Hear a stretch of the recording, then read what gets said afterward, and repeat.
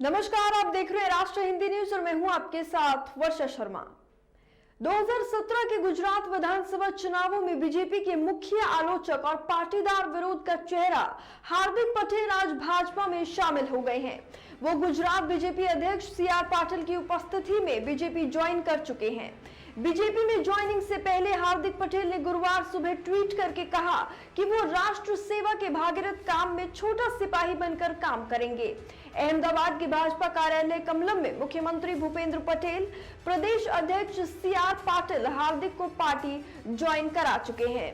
भाजपा सूत्रों से मिली जानकारी के अनुसार कार्यक्रम में 15,000 कार्यकर्ता से ज्यादा मौजूद रहे।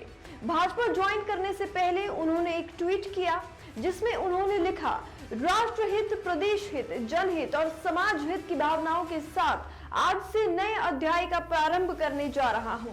भारत के यशस्वी प्रधानमंत्री नरेंद्र मोदी जी के नेतृत्व में चल रहे राष्ट्र सेवा के भागीरथ कार्य में छोटा सा सिपाही बनकर काम करूंगा। कांग्रेस में रहते हुए हार्दिक पर कई तरह के आरोप लग चुके हैं। पाटीदार नेता पर राष्ट्रीय झंडे के अपमान करने का आरोप भी लगाया जा चुका है, जिसके चलते उन पर केस भी दर्ज किया गया। इसके अलावा उनका एक सीडी कांड भी खूब चर्चित रहा। सीडी कांड में वो एक लड़की के साथ आपत्तिजनक हालत में भी दिखाई दिए थे। लोगों को कोर्ट में सबूत और बयान पेश करते तो आपने जरूर देखा होगा, लेकिन क्या कभी किसी कैदी को आपने रोटी पेश करते देखा है? जी हाँ, रोटी, जिसे एक तिहाड़ के कैदी ने जज के सामने पेश किया। दरअसल 20 मई को मकौका मामले में जेल में बंद एक कैदी को 30 हजारी कोर्ट के लॉकअप में लाया गया। यहां से कैदी को एडिशनल सेशन जज विशाल सिंह की कोर्ट में पेश किया गया। कैदी किसी तरह छिपाकर जेल से लाई रोटियों को कोर्ट रूम तक ले गया। कैदी ने पेशी शुरू होने से पहले जज से उसकी बात सुनने की अपील की, जिसे उन्होंने मंजूर कर लिया और उसके बाद जो हुआ उसे देखकर सब दंग रह गए।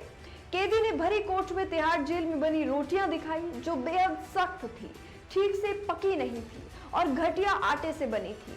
कैदी ने कहा कि इन रोटियों के अलावा जज साहब, लॉकअप में जो कैदी बंद है वहां जाकर एक बार उनका हाल देखिए। दाल और सब्जियां भी बेहद खराब क्वालिटी की हमें दी जाती है। इसके बाद ASG विशाल सिंह ने स्टाफ के साथ लॉकअप का विजिट किया तो वहां देखा कि दाल और सब्जी में बस पानी ही पानी था। पीने के लिए पानी भी कैदियों को नहीं दिया जाता है। ASG को बताया गया कि कैदियों को लॉकअप में गर्मी में पीने के पर्याप्त पानी तक नहीं दिया जाता है। जेल वैन से लाते वक्त भी जब वैन जेल के लिए रवाना होती है, उसके बीच सिर्फ कैदियों को पानी मुहैया कराया जाता है। अगर किसी कैदी की तबीयत खराब हो जाए तो कोई परवाह नहीं करता। खाने पीने के मामले में जानवरों से भी बदतर सुलूक किया जाता है। जैसी दाल रोटी कैदियों को दी जाती है, वैसा खाना तो शायद जानवर भी ना खाए, लेकिन मजबूरी में उन्हें ये खाना खाना पड़ता है। इन सब से नाराज ASJ ने तिहाड़ जेल प्रशासन को डिटेल में आदेश पारित कर खाने की क्वालिटी सुधारने और जेलों में जहां भी खाना बनता है वहां उचित निगरानी करने के आदेश दिए, ताकि कैदियों को मिलने वाला खाना अच्छी गुणवत्ता का हो। साथ ही गर्मी हो या सर्दी, कैदियों को पीने के लिए पर्याप्त पानी का इंतजाम करने के आदेश भी ASG विशाल सिंह ने दे दिए हैं। रूस और यूक्रेन का युद्ध अभी भी जारी है। इस बीच अमेरिका यूक्रेन को खतरनाक MQ-1C ग्रे ईगल ड्रोन बेचने की योजना बना रहा है। रूस के खिलाफ युद्ध में ये हेलफायर मिसाइलों का लेस हो सकता है। सूत्रों के मुताबिक जनरल इकोनॉमिक्स ने इस ड्रोन को बनाया है और कांग्रेस इसकी बिक्री को रोक सकता है। अंतिम मिनट में सारा खेल पलट सकता है, जिसे लेकर पेंटागन कई हफ्तों से इसकी समीक्षा कर रहा है। रॉयटर्स की खबर के मुताबिक यूक्रेन कई छोटे और कम रेंज वाले ड्रोन का इस्तेमाल रूस के खिलाफ कर रहा है। इसमें एरोविरोमेंट का RQ-20 प्यूमा AE और तुर्की का बायकतार TB2 शामिल है। लेकिन ग्रे ईगल की टेक्नोलॉजी इन सभी से बेहतर है। ऐसा इसीलिए क्योंकि ये 30 या उससे ज्यादा घंटे तक उड़ सकता है। इसके अलावा बड़ी मात्रा में ये डेटा इकट्ठा कर सकते हैं। इतना ही नहीं, ये ड्रोन 8 हेलफायर मिसाइलों को ले जा सकता है।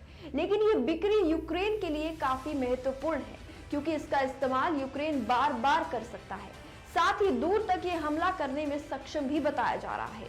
एक अमेरिकी अधिकारी ने यह भी बताया कि जो बाइडेन प्रशासन आने वाले दिनों में सार्वजनिक घोषणा के साथ यूक्रेन को ड्रोन की बिक्री को लेकर कांग्रेस को सूचित करेंगे। बॉलीवुड स्टार अक्षय कुमार की फिल्म सम्राट पृथ्वीराज जब से घोषणा की गई है तभी से ये चर्चा में है। फिल्म का ट्रेलर रिलीज होने के बाद ये फिल्म अलग अलग कारणों से विवाद में घिरती रही है। अब रिलीज से पहले इस फिल्म को ओमान और कुवैत में बैन कर दिया गया है। फिल्म से जुड़े कुछ नजदीकी सूत्रों ने ये खबर दी है। हालांकि फिल्म इन देशों में क्यों बैन की गई इसका कोई कारण अभी तक पता नहीं चल सका है। न्यूज रिपोर्ट्स के अनुसार फिल्म को ओमान और कुवैत में बैन किए जाने की खबरें तो आ रही हैं, लेकिन अभी तक इसका कोई ऑफिशियल कंफर्मेशन सामने नहीं आ पाया है। फिल्म की टीम ने भी अभी तक इस बारे में कोई जानकारी नहीं दी है। भारत के आखिरी हिंदू सम्राट कहे जाने वाले पृथ्वीराज चौहान की जिंदगी पर बनी ये ऐतिहासिक फिल्म 3 जून को रिलीज की जानी है। इससे पहले इस फिल्म को लेकर तब विवाद सामने आया जब राजपूत करणी सेना ने इसका टाइटल बदलने की मांग की। करणी सेना ने धमकी दी थी कि अगर फिल्म का नाम नहीं बदला जाता है तो वो राजस्थान में रिलीज इसे नहीं होने देंगे। इसके बाद 27 मई को फिल्म के मेकर्स ने इसका नाम पृथ्वीराज से बदलकर सम्राट पृथ्वीराज कर दिया था। अंतर्राष्ट्रीय समुद्री सीमा के पास गुजरात एटीएस और भारतीय कोस्ट गार्ड ने बड़ी कार्रवाई की है। भारतीय तटरक्षक बल अरंजिये ने समुद्री सीमा से पाकिस्तान के 7 नाव चालकों को पकड़ा है। ये पाकिस्तानी नाव अल नुमान को भारतीय सीमा तक लेकर आ रहे थे। गुजरात एटीएस द्वारा मिले खुफिया इनपुट के बाद भारतीय तटरक्षक बल अरंजिये ने भारत समुद्री सीमा में पाकिस्तानी नाव अल नुमान को 7 चालकों के एक दस्ते के साथ पकड़ लिया है। इस नाव से प्रतिबंधित चीजें लाए जाने का संदेह है। अधिकारियों के मुताबिक नाव और उसके चालक तट से ही उस दल के सदस्यों को आगे की जांच के लिए गुजरात के कच्छ जिले के ओखा बंदरगाह लाया जा रहा है। बता दें कि इससे पहले कई बार समुद्री रास्ते के जरिए पाकिस्तान की ओर से ड्रग्स सप्लाई करने की कोशिश की गई थी। कुछ दिन पहले ही गुजरात एटीएस और इंडियन कोस्ट गार्ड ने संयुक्त ऑपरेशन में 280 करोड़ रुपए की लागत की 46 किलो ड्रग्स पकड़ी थी। इस कार्रवाई में 9 पाकिस्तानी फिशरमैन को भी गिरफ्तार किया गया है जो फिशिंग की आड़ में नाव से ड्रग्स सप्लाई कर रहे थे। बड़ी खबर जम्मू कश्मीर के शोपिया जिले से सेडो इलाके में गाड़ी के अंदर धमाका हुआ। इस धमाके में सेना के 3 जवान घायल हो गए, जिसके बाद उन्हें अस्पताल में भर्ती कराया गया। इस मामले पर कश्मीर के आईजीपी का यह कहना है कि प्राइवेट वाहनों में धमाका हुआ है, जिसके बाद 3 जवान घायल हो गए हैं और जवानों को अस्पताल में भर्ती कराया गया। उन्होंने कहा कि अभी कुछ कहा नहीं जा सकता और ये धमाका ग्रेनेड या गाड़ी के अंदर पहले से ही आईईडी लगाया हुआ था या फिर बैटरी की खराबी की वजह से ये हो सकता है। फिलहाल जांच चल रही है। आशंका जताई जा रही है कि इस गाड़ी में पहले से ही आईईडी प्लांट किया गया था। हालांकि छानबीन चल रही है और बैटरी के साथ छेड़छाड़ की भी जांच हो रही है। शोपिया जिले में इससे पहले बुधवार को ही आतंकियों ने एक नागरिक को उसके आवास के पास गोली मार दी थी, जिसमें वो घायल हो गया था। ये घटना शोपिया जिले के कीगम इलाके में हुई थी। फारूक अहमद शेख के आवास के पास इस घटना को रात 8:45 पर अंजाम दिया गया। घायल को पुलवामा के अस्पताल में भर्ती कराया गया, जहां उसकी हालत स्थिर बताई जा रही है। राजस्थान में राज्यसभा चुनाव से पहले एक बार फिर से अशोक गहलोत और सचिन पायलट के बीच बयानबाजी तेज होने लगी है। राज्यसभा चुनाव में कांग्रेस में बाहरी प्रत्याशियों को लेकर चल रहे असंतोष के बीच अब सचिन पायलट ने राजस्थान में बीजेपी राज के दौरान कांग्रेस के विपक्ष में रहते हुए भ्रष्टाचार के आरोप वाले मामलों पर अब तक एक्शन नहीं लेने को लेकर गहलोत सरकार पर सवाल उठाए। पायलट ने बीजेपी सरकार के समय हुए भ्रष्टाचार और उसमें आरोपी नेताओं के खिलाफ कार्रवाई नहीं होने पर खुलकर नाराजगी जताई और कार्रवाई करने को भी कहा। पायलट ने बुधवार को कहा कि पिछली बीजेपी सरकार के भ्रष्टाचार पर गहलोत ने कार्रवाई क्यों नहीं की है। पायलट ने कहा कि वसुंधरा राजे की अगुवाई वाली बीजेपी सरकार में जिन नेताओं पर हमने भ्रष्टाचार के आरोप लगाए उन पर अभी तक क्या कार्रवाई कोई की गई है, ऐसा नहीं होता है। पायलट ने कहा हमारी ओर से लगाए भ्रष्टाचार के आरोपों के बाद जनता ने उन आरोपों को मानकर हमें सत्ता सौंपी, लेकिन हमने अब तक क्या कार्रवाई की। वो हमारे नेताओं को जलील कर रहे हैं, मुकदमे कर रहे हैं। हम लोगों को भी दिखाना पड़ेगा कि हम भी सही गलत की पहचान करना बखूबी जानते हैं। कांग्रेस सुप्रीमो की टेंशन अब बढ़ने लगी है। देश भर में ईडी का एक्शन चर्चा में है। बड़े बड़े रसूखदार नेताओं को ईडी अपने अंटे में ले चुकी है। अब बारी है कांग्रेस सुप्रीमो की। नेशनल हेराल्ड केस में प्रवर्तन निदेशालय ईडी ने कांग्रेस अध्यक्ष सोनिया गांधी और राहुल गांधी को समन भेज दिया है। मनी लॉन्ड्रिंग केस में ये कार्रवाई की गई है। आधिकारिक जानकारी के मुताबिक प्रवर्तन निदेशालय ने नेशनल हेराल्ड मामले को लेकर कांग्रेस की अंतरिम अध्यक्ष सोनिया गांधी और पार्टी सांसद राहुल गांधी को तलब किया है। ये केस 2015 में जांच एजेंसी ने बंद कर दिया था। दोनों नेताओं को पेशी के लिए 8 जून की तारीख दी गई है। ये जानकारी सामने आने के बाद कांग्रेस ने प्रेस कॉन्फ्रेंस कर अपना पक्ष रखा। पार्टी प्रवक्ता रणदीप सुरजेवाला ने कहा कि सरकार कांग्रेस से डर गई है और तानाशाही पर उतारू है। बकौल सुरजेवाला ये समन गैर कानूनी है, ये भी उन्होंने कहा। वहीं कांग्रेस नेता अभिषेक मनु संघवी ने कहा कि महंगाई और बेरोजगारी से आम जनता का ध्यान भटकाने की कवायद के तहत केंद्र सरकार के इशारों पर ये सब हो रहा है और ईडी भी केंद्र सरकार के इशारों पर ही चलती है। कांग्रेस या उसके नेता डरने वाले नहीं है। देश में कोरोना वायरस के मामले दिन प्रतिदिन बढ़ते जा रहे हैं। पिछले 24 घंटे में 3,712 नए मामले सामने आए। वहीं 2,584 कोरोना संक्रमित ठीक हुए। हालांकि 5 कोरोना संक्रमितों की मौत भी दर्ज की गई। देश में कोरोना वायरस के मौजूदा वक्त में 19,509 सक्रिय मामले हैं। देश में प्रतिदिन पॉजिटिविटी दर 0.84% है। अब तक की बात की जाए तो 4,26,20,394 लोग ठीक हो चुके हैं। वहीं 5,24,651 संक्रमितों की मौत हो चुकी है। वहीं महाराष्ट्र में बीते 4 फरवरी के बाद कोरोना वायरस के मामले बुधवार को सबसे अधिक आए।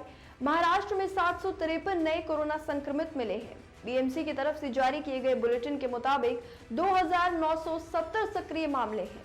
बता दें कि मुंबई में अब तक संक्रमण के कुल 10,86,541 मामले सामने आ चुके हैं और 19,586 मरीजों की मौत हो चुकी है। कोरोना के बढ़ते मामलों को ध्यान में रखकर मुंबई में टेंशन है वो बढ़ा दी है और दरअसल यहाँ पर कोविड पॉजिटिविटी रेट जो है वो 6% तक पहुंच गया है। तो जाहिर है कि अब टेंशन कोविड गाइडलाइंस को लेकर सरकार की और नागरिकों की बढ़नी मुलाजिम है। पाकिस्तान में नई सरकार तो बन गई मगर फंड की कमी के कारण शहबाज शरीफ का सरकार चलाना मुश्किल हो रहा है। इस बीच पाकिस्तान की सरकार ने पाकिस्तान के कब्जे वाले कश्मीर यानी पीओके के विकास बजट में 2.5 अरब रुपए की कटौती की है। पाकिस्तान के कब्जे वाले कश्मीर पीओके के लोगों की जो दुर्दशा है उस पर प्रकाश डालते हुए मानवाधिकार कार्यकर्ता और United Kashmir People's National Party यानी कि यूकेपीएनपी के अध्यक्ष शौकत अली कश्मीरी ने ये बात कही। पीओके से निर्वासित नेता शौकत अली कश्मीरी ने ट्विटर पर लिखा कि पाकिस्तान सरकार के विकास बजट में 2.5 और सामान्य बजट में 7 अरब रुपए की कटौती की है। उन्होंने स्थिति को खतरनाक करार दिया है। एक अन्य ट्वीट में कश्मीरी ने यह भी लिखा कि इससे पहले सरकार ने 2021-22 के लिए कुल 49.9 अरब रुपए के बजट पर सहमति जताई थी। हालांकि अपडेट के अनुसार अगर हम बात करें तो बजट में भारी मात्रा में कटौती की गई है। पीओके सरकार ने अफसोस जताया कि सरकार ने line of control package fund को भी फ्रीज कर दिया है। कश्मीरी ने आगाह किया कि स्थिति खतरनाक है और इससे युद्ध स्तर पर संबोधित किया जाना चाहिए। फिलहाल के लिए इतना ही। बाकी अपडेट्स के लिए बने रहिए राष्ट्रीय हिंदी न्यूज के साथ। जय हिंद।